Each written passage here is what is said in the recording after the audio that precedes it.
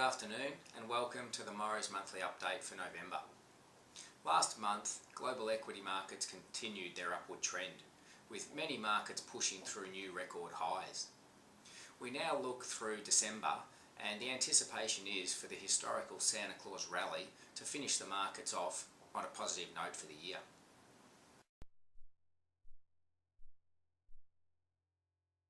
The Australian equity market had its first negative month since June, falling by around 2% in November. Global equity market performance was quite strong across both developed and emerging markets, with Japan finishing up 9%, China up 4%, the US up 3% and Europe up 1% for the month. Global bond yields were higher, as better than expected economic data caused some angst that the US Fed may start to taper soon. Commodities were weaker, with gold falling around 4% and oil down 2%. The US dollar strengthened against most currencies but was weaker against the euro and the pound. The Aussie dollar fell by around 4% relative to the US dollar.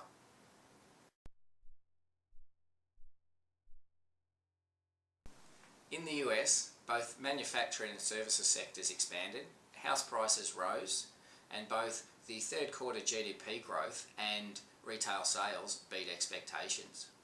On the negative side, inflation fell for the first time in 6 months and the unemployment rate ticked marginally higher. In Europe, the ECB cut interest rates by 25 basis points to a new record low of 0.25%. Economic data was generally positive, with the manufacturing sector expanding and the unemployment rate falling. The one negative was a soft third quarter GDP read. In China, manufacturing data came out positive, as did industrial production and retail sales. In Australia, we saw consumer sentiment pick up, retail sales came out stronger than expected and house prices continued to rise. We did, however, see a sharp decline in business confidence and a slight uptick in the unemployment rate. At its December meeting, the RBA left rates on hold at 2.5%.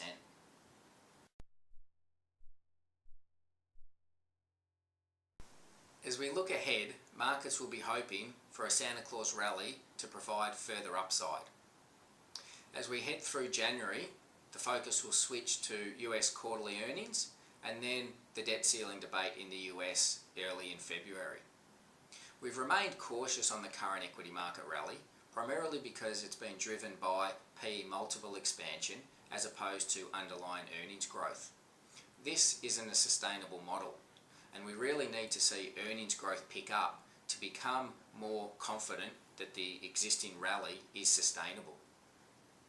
We will now discuss several charts which outlines a bit about the market and how we're seeing things from our client portfolio perspective.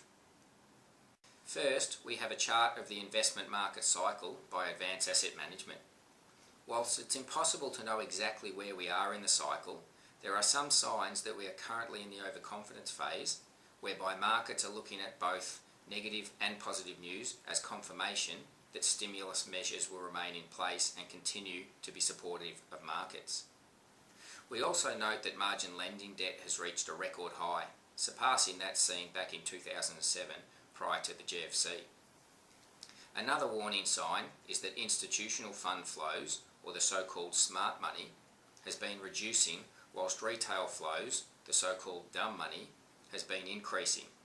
This has historically been viewed as a market turning point, as the retail investor is usually the last one to join the rally before it ends. In light of these signals, we believe it is prudent for investors to remain cautious and focus on risk-adjusted returns. The next chart shows the bull and bear market cycles over the past 40 years for Australian equities, also by Advanced Asset Management. What is interesting to note here is that the duration of the current bull market is 56 months, whereas the average bull market duration historically lasts only 44 months. Whilst global stimulus measures are expected to be supportive of markets going forward, the longer the rally lasts, the greater the risk is for a bear market to occur. A bear market is defined by a price decline of more than 20% from the peak. Our portfolios are defensively positioned to provide downside risk protection in the event of a bear market, and we believe that this will benefit investors with higher risk-adjusted returns over the full investment cycle. Finally, we would like to illustrate why we focus on risk-adjusted returns as opposed to simply focusing on market-based returns. This chart is based on the growth of a $10,000 investment from 2005 until now, with the red line representing the return from cash, the green line representing the return from Australian equities, and the blue line representing the return from one of our absolute return strategies.